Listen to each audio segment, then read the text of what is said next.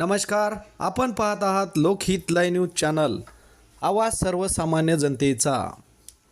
देशमुख उच्च माध्यमिक विद्यालय व माध्यमिक विद्यालयाच्या वतीने क्रांतिज्योती सावित्रीबाई व राष्ट्रमाता मा जिजाऊ दसरा त्रोत्सव उमरखेड येथील देशमुख उच्च माध्यमिक विद्यालय व माध्यमिक विद्यालयाच्या वतीने 3 जानेवारी ते 12 जानेवारीपर्यंत क्रांतिज्योती सावित्रीबाई फुले व राष्ट्रमाता जिजाऊ माँसाहेब दसरात्सव आयोजित केलेला आहे। या निमित्ताने विद्यालयामध्ये विविध कार्यक्रम राबविण्यात आले आहेत।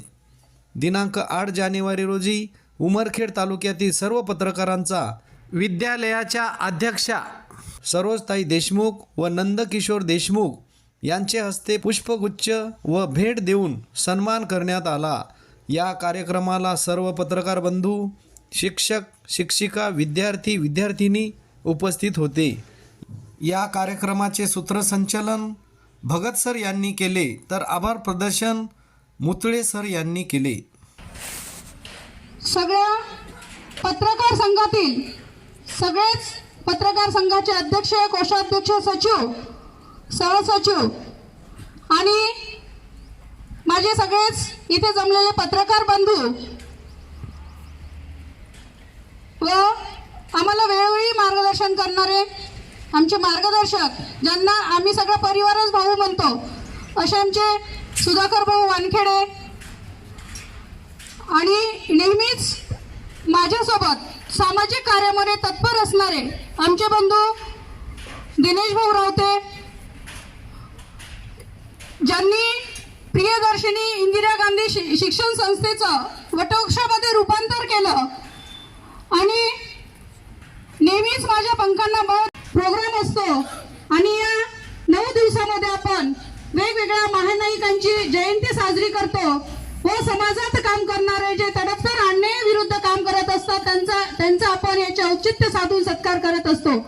कालही पहिल्या महिला पत्रकार तानुबाई बिर्जे यांची जयंती होती आणि नुकताच त्या दिवशी पत्रकार दिवसही होता, पण वेळेअभावी आपण त्यांना बोलवू शकलो नाही आणि त्यांच्या काही नियुक्त्याही होत्या, म्हणून आपण हा कार्यक्रम आज घेण्याचे ठरविले।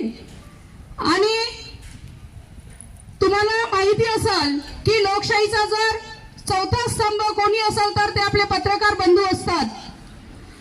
का तर जेव्हा जेव्हा जिथं कुठं अन्याय होतो, जेव्हा जेव्हा अन्यायाला वाचा फोडण्याचं काम करायचं असते, जेव्हा जेव्हा अन्याय समोर येतो तेव्हा तर कोणी ते समोर आणण्याचं काम जर कोणी करत असेल तर ते माझे पत्रकार बंधू असतात।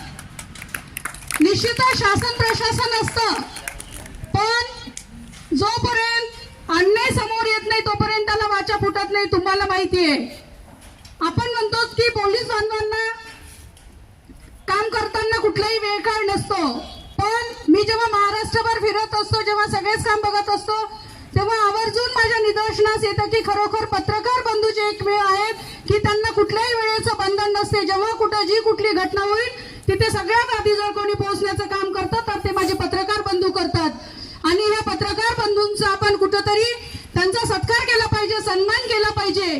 कारण आपण जेव्हा सामाजिक काम करत असतो, जेव्हा कुठलंही काम करत असतो, तेव्हा आपल्या पाठीशी गंभीरपणे उभं राहण्याचं काम जर कोणी करत असतात तर ते आपले पत्रकार बंधू असतात। कुठेही जर सत्यता जर दाखवण्याचं काम करत असतात तर ते माझे पत्रकार बंधू असतात। ग्रामीण भाग असो, वाडा असो, तांडा असो, कुठेही असो, त्यांच्यासाठी जात, धर्म, समाज हे काहीच नसतं, प्रत्येकांना समान न्याय देण्याचं काम ते करत असतात। म्हणून मी माझ्या पत्रकार बंधूंचा आज पत्रकार दिनानिमित्त त्यांचं अभिनंदनही करते आणि त्यांना शुभेच्छाही देते। जाता जाता मी त्यांच्यासाठी 2 शब्द म्हणते।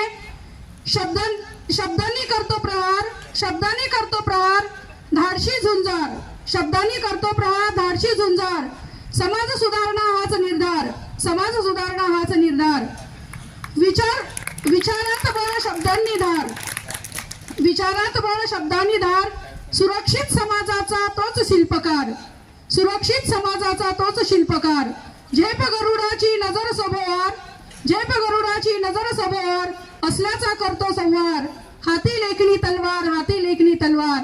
असेच आहेत माझे पत्रकार बंधू, असेच आहेत माझे पत्रकार बंधू। जय जिजाऊ, जय शिवराय।